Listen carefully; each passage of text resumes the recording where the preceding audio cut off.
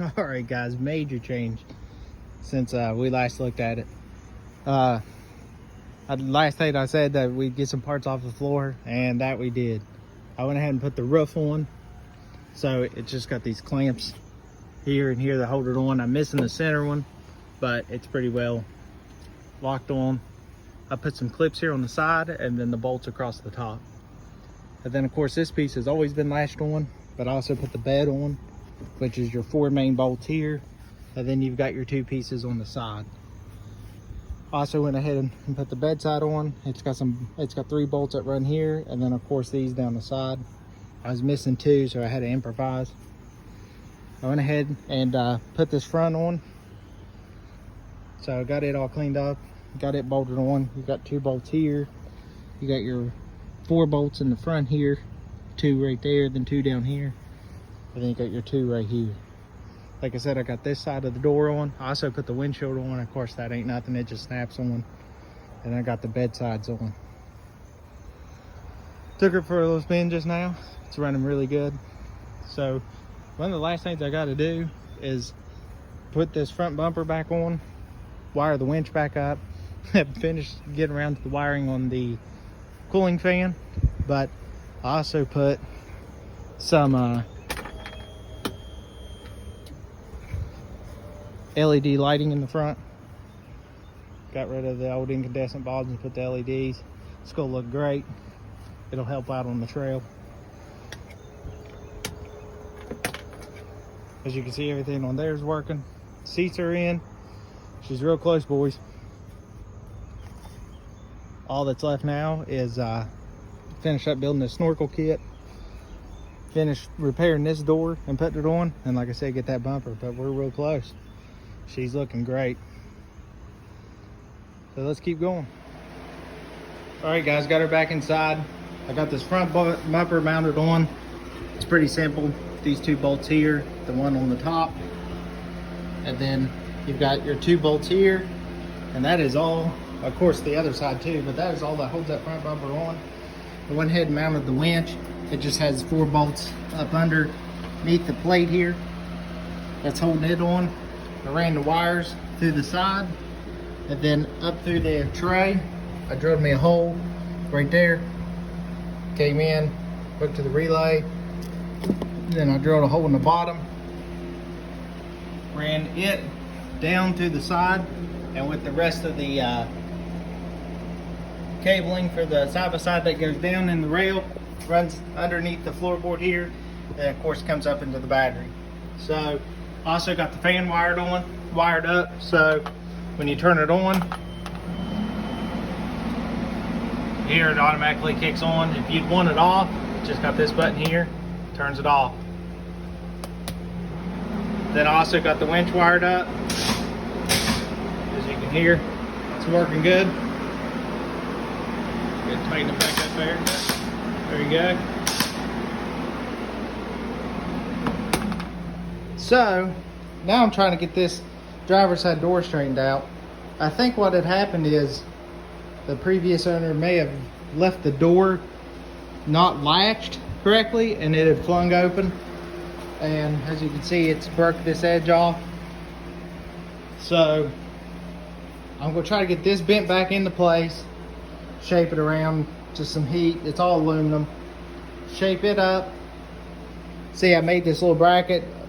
This piece had broke, so what I did is made a bracket just out of some metal, threaded the old piece, ran it down in there, and then what I'll do to make up the difference between here, I'll either use some washers or something to take up that slack.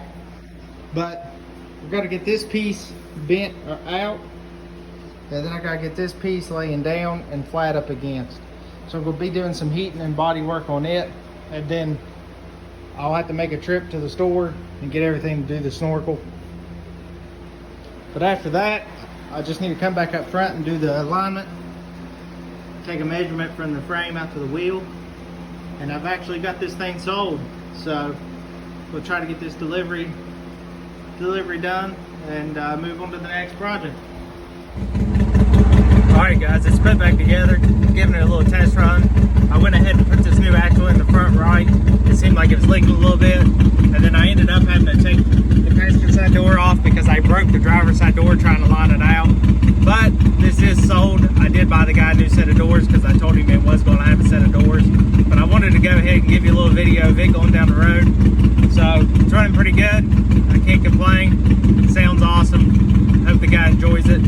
But let's go ahead and get her turned around and give you a video of it rolling.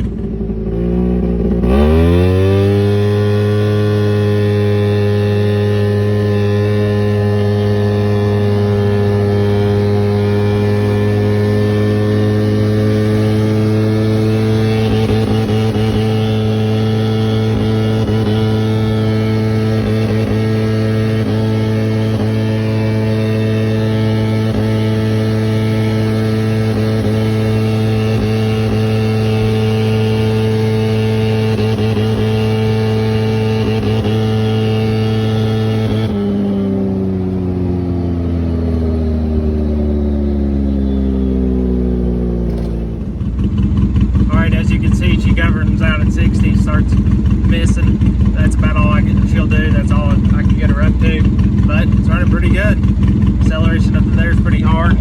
She's staying at 1250. So that's correct idling RPM. We ended up not doing the snorkel kit because the guy buying it just came to the senses that he just wanted to leave it stock for the moment. So that's fine. That's what the customer wanted. So let's go ahead and get this thing home and we'll do a walk around. Alright guys, here's the final product. We remember what it looked like in the beginning. You guys have been with me through every step of the way. And this is what she turned out.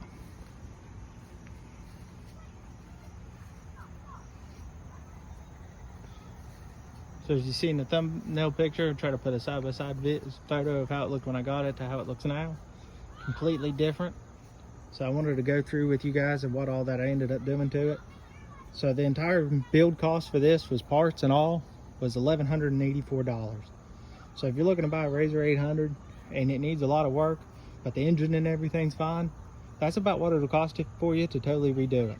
So at $1,184, that was brand new bushings, your A-arm bushings all the way around. That was a brand new ball joints all the way around. There's brand new calipers in the front, brand new brake pads, brand new rotors all the way around, brand new wheel bearings all the way around. And then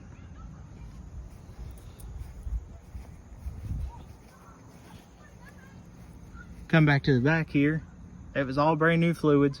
So your front diff, rear diff, engine, transaxle, transfer case. That was the custom exhaust. That was also the air filter and the spark plugs. That was also the lines that we did for the potential of running the snorkel. And that also was for the paint, all the paint that I did, all the bolts, and the key switch, the wiring, the cooling fan switch. So all together, $1,184. That's what it took to redo all this. But it runs great. I think it looks great. I hope that guy that's getting it is pleased with it and it gives him many, many hours of good riding. Alright guys, so that's it for this RZR build. I greatly appreciate you guys following along and joining me in this adventure. Obviously we're going to do more. This freed up some garage space. Not saying that I'm purchasing another project because we have that 63 Ford Fairlane still sitting in there that needs quite a bit of work. So we're going to pick back up on that and do a little bit of 70 Mustang revival. But again, final product. All right guys, please hit that subscribe button, hit that like button, follow me on Instagram, Mustang Jackson 67. Until next time, keep building.